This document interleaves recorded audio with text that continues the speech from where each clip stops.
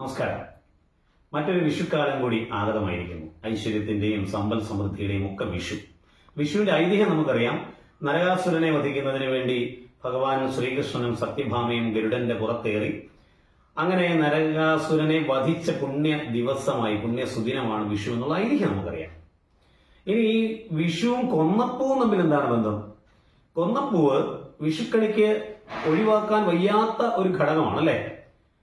കൊന്ന മരത്തിന് ത്രേതായുഗത്തോളം പഴക്കമുണ്ടെന്നാണ് പറയുന്നത്. ത്രേതായുഗത്തിൽ ഭഗവാൻ ശ്രീരാമചന്ദ്രൻ ബാലിയെ വധിക്കുമ്പോൾ, ബാലിയെ നേരിട്ട് വധിക്കാൻ കഴിയില്ല എന്നുള്ള വരം ബാലി എടുത്തിട്ടുള്ളത് കൊണ്ട് ഒരു മരത്തിന്റെ പിന്നിൽ നിന്ന് അമ്പെയ്യുകയാണ്.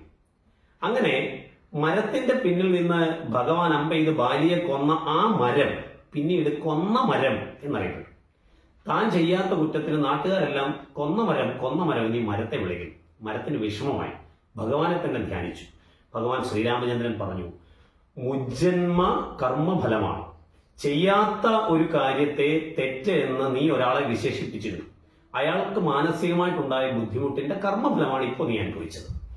പ്രശ്നമില്ല, നീ ഭഗവാനെ തന്നെ ധ്യാനിച്ചിരുന്നു എന്ന് പറഞ്ഞു. അങ്ങനെ കൊന്ന മരം ഭഗവാനെ തന്നെ ധ്യാനിച്ചിരുന്നു. പിന്നീട് കലിയുഗമായി. കലിയുഗത്തിൽ ഗുരുവായൂർ ക്ഷേത്രത്തിന്റെ അടുത്ത് നമുക്കറിയാം,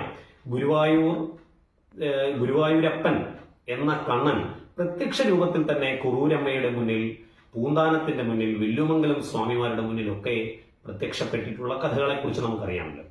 ഒരു കൊച്ചു കുട്ടി കളിക്കാൻ കളിക്കൂട്ടുകാരില്ലാതെ വിഷമിച്ചിരിക്കുന്ന സമയത്ത് കണ്ണൻ ഈ കുട്ടിക്ക് കളിക്കൂട്ടുകാരനായി. അവന് വലിയ സന്തോഷം. എല്ലാ ദിവസവും കണ്ണനൊപ്പം കളിക്കാൻ വരും. ഒരു ദിവസം കണ്ണൻ വന്ന സമയത്ത് കഴുത്തിൽ ഒരു സ്വർണ്ണമാല.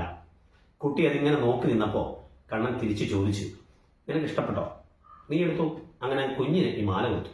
ഈ മാലയുമായി അവൻ സന്തോഷത്തോടുകൂടി ഓടി അമ്മയുടെ അടുത്തെത്തി. എന്നിട്ട് പറഞ്ഞു, അമ്മേ, എല്ലാ ദിവസവും എന്നോടൊപ്പം കളിക്കാൻ കണ്ണൻ വരുന്നുണ്ട്.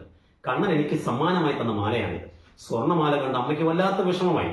ഇവൻ ഇത് എവിടുന്നെങ്കിലും മോഷ്ടിച്ചതാണോ, ആരുടെയെങ്കിലും തട്ടിയെടുത്തതാണോ? അമ്മയ്ക്ക് വല്ലാത്ത വിഷമമായി. അമ്മ കുഞ്ഞിനെ ഒരുപാട് ഉപദ്രവിച്ചു. തിരികെ ക്ഷേത്ര നടയിലേക്ക് ഈ കുഞ്ഞിന്റെ കൈക്ക് പിടിച്ച് അമ്മ വരുന്ന സമയത്ത് അവിടെ വലിയ പ്രശ്നം. ഭഗവാന് ഒരു ഭക്തൻ സമർപ്പിച്ച മാല കാണുന്നില്ല. അങ്ങനെ ശ്രീകോവിലിൽ ഭഗവാന്റെ വിഗ്രഹത്തിലെ മാല അപ്രത്യക്ഷമായതിനെ കുറിച്ചുള്ള ചർച്ച നടക്കുമ്പോഴാണ് ഈ അമ്മ കുഞ്ഞിന്റെ കഴുത്തിലെ ഈ മാല കൊണ്ട് കൊടുക്കുന്നത്. അപ്പൊ എല്ലാവരും പറഞ്ഞു, കണ്ടോ, ഈ ചെറിയ പ്രായത്തിൽ തന്നെ കുട്ടി മോഷ്ടിച്ചു. അവന് വല്ലാത്ത വിഷമമായി. അവർ കരഞ്ഞു. അവന്റെ കണ്ണിൽ നിന്ന് കണ്ണീർ ധാരധാരയായി ഒഴുകി. അവൻ പറഞ്ഞു, എന്നെ കള്ളനാക്കിയിട്ടും കണ്ണാ, നീ ഇത് ഞാൻ മോഷ്ടിച്ചതല്ല എന്ന് പറയാൻ വന്നില്ല. എനിക്ക് നിന്റെ കൂട്ട് വേണ്ട. ഈ കൊച്ചുകുട്ടി കഴുത്തിൽ കിടന്ന മാല ഊരിയെടുത്തിട്ട് കണ്ണന് നേരെ എറിഞ്ഞു. എറിഞ്ഞത് നേരെ ക്ഷേത്രത്തിന്റെ അടുത്ത് തന്നെയുള്ള ഈ കൊന്നമരത്തിൽ ചെന്നാണ് വീണത്. പെട്ടെന്ന് ഭഗവാന്റെ ശ്രീകോവിൽ തുറക്കുന്നു. അശരീരി ഉണ്ടാവും. എന്റെ ഭക്തനാണവൻ, എന്റെ കളിക്കൂട്ടുകാരനാണവൻ, നിർമ്മലമായ ഭക്തിയുള്ള നിഷ്കളങ്കൻ. അവൻ കള്ളം പറയില്ല. ഞാൻ അവന് സമ്മാനമായി കൊടുത്തതാണ് ആ മാല.